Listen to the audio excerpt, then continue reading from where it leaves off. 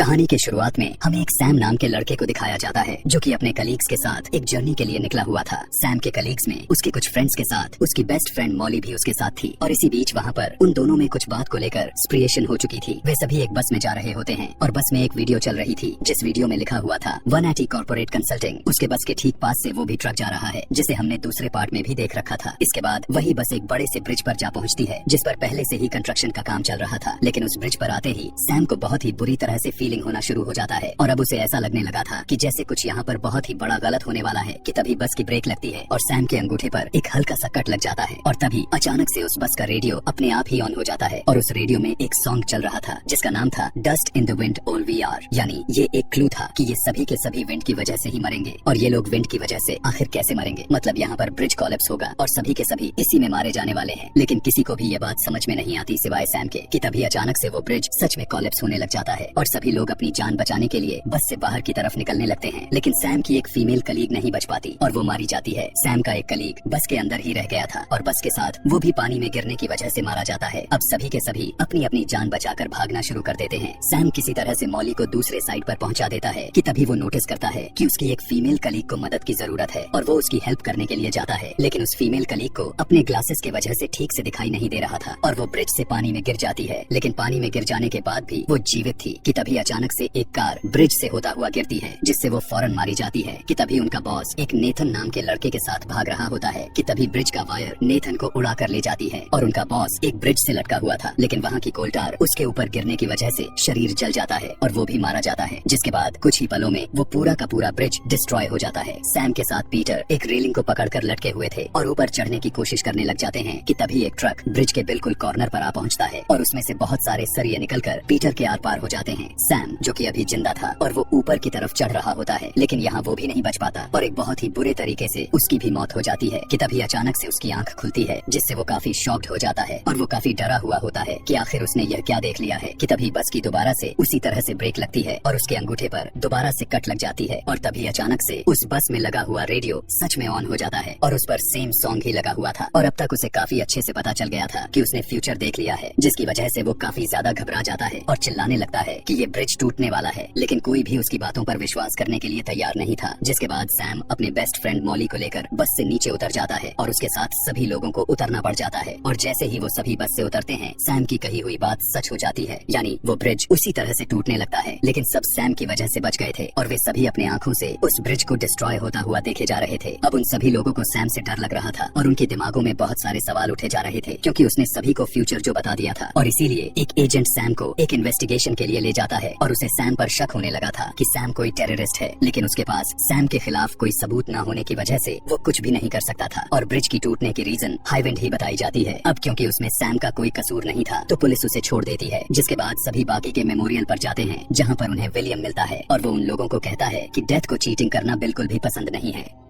Sam एक chef भी था और जिस रेस्टोरेंट में वो काम करता था उस ब्रांच को एक पेरिस वाले ब्रांच में शिफ्ट करने के लिए कहा गया था और सैम और मॉली की सेपरेशन भी इसी वजह से हुई थी क्योंकि मॉली बिल्कुल भी नहीं चाहती थी सैम पेरिस जाए। दूसरी तरफ पीटर की फीमेल फ्रेंड अपनी डेली जिम प्रैक्टिस कर रही थी और पीटर ऑडियंस में बैठा हुआ उसे देखे जा रहा था। पीटर की फ्रेंड अपने इस प्रैक्टिस की किसी गेम की तरह ही एंजॉय करती थी और काफी सालों से वो ये प्रैक्टिस करती भी आ रही थी। प्रैक्टिस के दौरान फ्लिप ड्यूरिंग लेते हुए वो लड़की काफी ऊपर से जोर से नीचे गिरती है जिससे उसकी स्पाइन टूट जाती है और बड़ी बुरे तरीके से उसकी मौत हो जाती है। ये सब कुछ पीटर के आंखों के सामने हो रहा था जिसकी वजह से वो शॉक्ड हो जाता है। अगले दिन वे सभी एक ऑफिस में होते हैं लेकिन अपनी कलीग की डेथ की वजह से उन्हें काम करने में मन नहीं लग रहा था। अपने ऑफिस में पीटर अपनी फ्रेंड की डेथ को लेकर काफी अपसेट होता है। वो सभी मिलकर ड्रिंक करने लग जाते हैं लेकिन उनका एक कलीग वहाँ से मिसिंग था कि तभी उसे मसाज यानी स्पा का एक टिकट मिलता है और वो फौरन चुपके से वहाँ के लिए निकल जाता है। एक फीमेल कलीग को डॉक्टर से मिलना था और वो भी जाने लगती है। जाते जाते उसके पर्स से लगकर एक पिक्चर नीचे गिर जाता है जो कि उसकी ही थी और उसके पिक्चर के सामने लगा हुआ कांच टूट जाता है। पीटर खुद को रिलैक्स करने की काफी कोशिश करता है लेकिन वो अपने फ्रेंड को नहीं भूल पा रहा था और अचानक से वो पैनिक कर जाता है और उन सभी पर उनका बॉस नजर रख रहा था और वो सारी की सारी रिपोर्ट्स एजेंट्स को दे रहा था। उन लोगों का वो कलीग स्पा में पहुंच जाता है। मसाज लेने के बाद उसका लास्ट स्टेप रह जाता है। वो लेडी उसे 30 मिनट्स के लिए छोड़ जाती है और उसके बॉडी पर निडल्स लगी हुई थी। उस लेडी के वहाँ से जाते ही वहाँ पर पड़े हुए एक टॉवल में आग लग जाती है। वो शख्स चिल्लाने लग जाता है लेकिन उसकी मदद के लिए कोई भी वहाँ पर नहीं आता। तब वो खुद ही टेबल से उठने की कोशिश करता है और वो सीधा जमीन पर जाकर गिरता है और उसके गिरने की वजह से अल्कोहल भी तभी पूरी जमीन पर गिरकर फैल जाता है और उसके बॉडी पर लगाए गए सारे के सारे नीडल्स उसके शरीर में घुस जाते हैं। लेकिन फिर भी वो किसी तरह उठकर दरवाजे तक पहुंच जाता है और तभी उसकी मोबाइल पर रिंग होने लगती है और उसकी वाइब्रेशन की वजह से एक कैंडल नीचे गिर जाता है, जिससे उस पूरे फ्लोर पर आग लग जाती है। लेकिन वो आग से अभी भी बचा हुआ था कि तभी एक बड़ी सी बुद्धा स्टैच्यू नीचे गिरा, जिसकी वजह से उसकी भी मौत हो जाती है। ऑफिस में सैम और मॉली को एक साथ दिखाया जाता है। यहाँ पर सैम मॉली को भी अपने साथ पेरिस चलने के लिए कहता है और उन दोनों का दोबारा से बैचअप हो जाता है। और तभी पीटर वहाँ पर आता है और वो उन्हें उस कलीग की डेथ के बारे में बताता है जो कि स्पा में गया हुआ था। और वो फौरन सभी लोग स्पा में पहुँचते हैं और यहाँ पर भी उन्हें विलियम नजर आता है और सैम को यहाँ पर लगता है कि जैसे विलियम उन्हें फॉलो कर रहा है, इसीलिए वो इससे पूछने लगता है कि तुम हमें क्यों फॉलो कर रहे। उसकी बात सुनकर वो कहता है कि मेरा तो काम ही ऐसा है कि जहाँ पर डेथ होता है वहाँ पर मुझे जाना जरूरी होता है। तब सैम विलियम से पूछने लगता है कि यह सब उनके साथ ऐसा क्यों हो रहा है। तब विलियम डेथ के प्लान और उसके पैटर्न के बारे में बता देता है और वो सारे के सारे घटनाओं के बारे में भी बता देता है जो हमने पिछले 4 पार्ट्स में देखते आए हैं। अब वो लोग सारी की सारी बात तो समझ गए थे, लेकिन वे सभी एक बात जो ऐसी थी जो उसके बारे में भी काफी अच्छी तरह से जान चुके थे, जो एक्स्ट्रा थी, और वो यह था कि अगर वो किसी को अपने जगह पर मार देंगे तो उनके जगह पर वो मर जाएगा। यानी डेथ के लिस्ट में उस मरने वाले का नाम दर्ज हो जाएगा, जिससे मरने वाले की लाइफ उन्हें मिल जाएगी और उनकी लाइफ जो कि खत्म हो चुकी है वो उसके पास चली जाएगी जो मर गया है। लेकिन अपने जान को सेव करने के लिए दूसरे की जिंदगी के साथ सेक्रीफाइस करना कोई अच्छी बात नहीं थी। सैम उन्हें बताता है कि सब लोग मर जाएंगे लेकिन मॉली नहीं मरेगी क्योंकि वो ब्रिज कॉलेप्स में बच चुकी थी। यह सुनने के बाद पीटर के तेवर में बदलाव आ जाता है और वो कहने लगता है कि ऐसा क्यों होगा कि उसकी फ्रेंड तो मर चुकी है और मॉली नहीं मरेगी। यह बात कहकर वो काफी गुस्से में होकर वहाँ से चला जाता है। अब यहाँ से सभी सर्वाइवर्स को डेथ के पैटर्न के बारे में पता चल गया था और जिसे नहीं पता था वो उनकी वही फीमेल कलीग थी जो डॉक्टर के पास गई हुई थी। इसीलिए वो लोग उसके पास यह सब बताने के लिए जाते हैं और उनकी वो कलीग अपनी आंखों का लेजर ट्रीटमेंट करवा रही थी क्योंकि उसे ठीक से कुछ दिखाई नहीं दे रहा था और डॉक्टर ने सब कुछ सही से सेटअप भी कर दिया होता है। अब क्योंकि वो लड़की काफी पैनिक भी थी, जिसकी वजह से उसने अपने हाथ में एक टेडी बियर लिया हुआ था और वो उसे प्रेस भी कर रही थी, जिसकी वजह से उस टेडी बियर की एक आंख निकलकर फ्लोर पर गिर जाती है। डॉक्टर उसका ट्रीटमेंट करने ही वाला था कि तभी उसे पता चलता है कि जो उसके पास फाइल है वो कंप्लीट नहीं है और वो उसे ऐसे ही सेटअप में छोड़कर उस फाइल को लेने के लिए चला जाता है।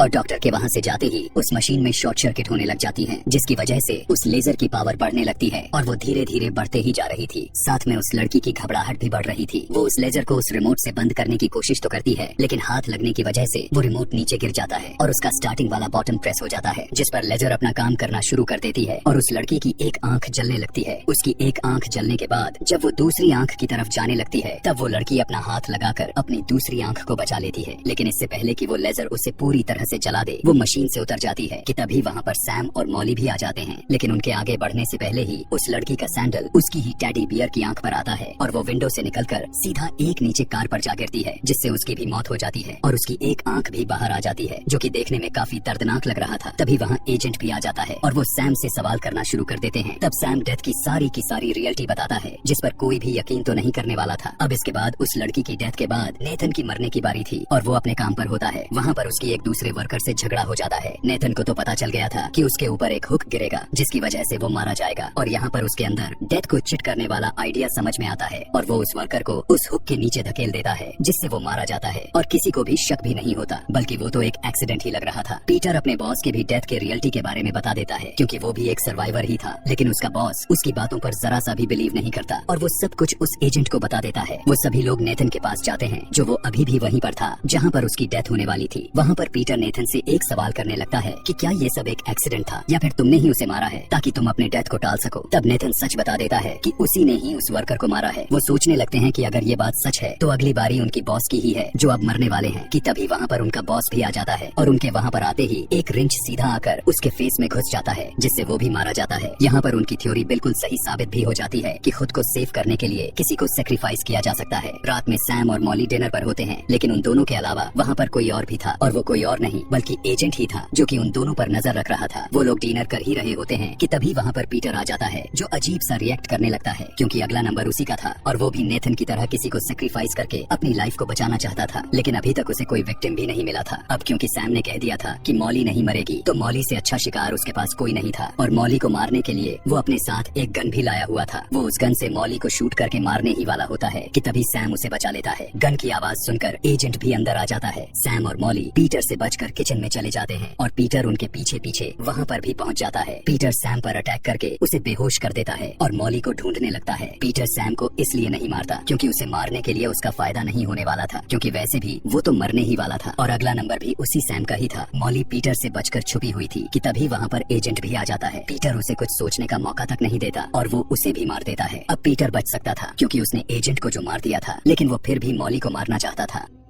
वो इसलिए क्योंकि उसकी बेस्ट फ्रेंड मरी थी और वो भी चाहता था कि मॉली भी मरे, लेकिन उससे पहले वहाँ पर सैम आकर उसे ही जान से मार डालता है। यहाँ पर समझने वाली बात ये है कि पीटर के पास एजेंट की लाइफ थी। अब जबकि सैम ने पीटर को मार दिया है तो ऑटोमेटिकली एजेंट की लाइफ सैम के पास आ गई थी, यानी अब सैम की लाइफ सेफ हो चुकी है। अब वो नहीं मरेगा। वो दोनों अब बहुत खुश हो जाते हैं क्योंकि वो दोनों बड़ी आराम से पेरिस में अपनी जीवन जी सकते हैं। इसी के साथ वो दोनों 2 वीक के बाद पेरिस के फ्लाइट में बैठ जाते हैं। सैम नोटिस करता है कि उस प्लेन में 2 लड़के आपस में लड़ रहे हैं और वो कोई और नहीं बल्कि एलेक्स के साथ कार्टर थे, जिसे हमने इस कहानी के पहले वाले पार्ट में देखा था। और हमें इस कहानी के बारे में और इस राज के बारे में भी पता चलता है कि ये कहानी भी पार्ट 1 से भी पहले की है। कुछ ही समय के बाद यह प्लेन टेक ऑफ कर लेता है और सैम बड़ी आराम से म्यूजिक सुनने लगता है और तभी अचानक से वही सॉन्ग प्ले हो जाता है जो ब्रिज कोलैप्स होने से पहले सुनाई दिया था, यानी dust in the wind all we are. अचानक सीट पर हाथ लगने से सैम के अंगूठे पर एक छोटा सा कट लग जाता है और सैम बहुत बुरी तरह घबरा जाता है। सैम को पता चल चुका था कि अब वो मरने वाले हैं, चाहे कुछ भी हो जाए इस बार वो नहीं बच पाएंगे, यानी इस बार उसकी डेथ फाइनल है। अभी वो सोच ही रहा था कि तभी उसकी थिंकिंग सच हो जाता है और वो रियल में मारा जाता है। अब यहाँ पर सवाल ये उठता है कि किसी को मारकर अगर नेथन बच सकता है तो सैम क्यों नहीं, क्योंकि उसने भी तो पीटर को मारा था जो कि उसके पास किसी और की लाइफ थी। लेकिन सच्चाई तो ये है कि उस एजेंट की लाइफ ही इतनी ही थी, इसीलिए सैम भी मर गया। यहाँ पर नेथन को दिखाया जाता है जो अभी इस समय वो उसी फ्रेंड के मेमोरियल में मौजूद था जिसे उसने मारा था। वहाँ पर उसके साथ खड़े एक वर्कर नेथन को बताता है कि इस वर्कर को एक ब्रेन ट्यूमर था, अगर ये ऐसे ना मरता तो इसे कुछ दिन बाद भी मर ही जाना था, क्योंकि उसके पास जीने के लिए थोड़े ही दिन बचे हुए थे। अभी वो वर्कर नेथन से यही कहता है कि तभी अचानक से फ्लाइट 180 का लैंडिंग गियर उसके ऊपर गिरता है और डेथ की मास्टर प्लान के साथ यह कहानी, ये मूवी साथ साथ ये 5 सीरीज यहीं पर खत्म हो जाती है। दोस्तों ऐसे ही और भी मूवी एक्सप्लेनेशन वीडियोस देखने के लिए कमेंट में नेक्स्ट लिखना ना भूलें। Thanks for watching.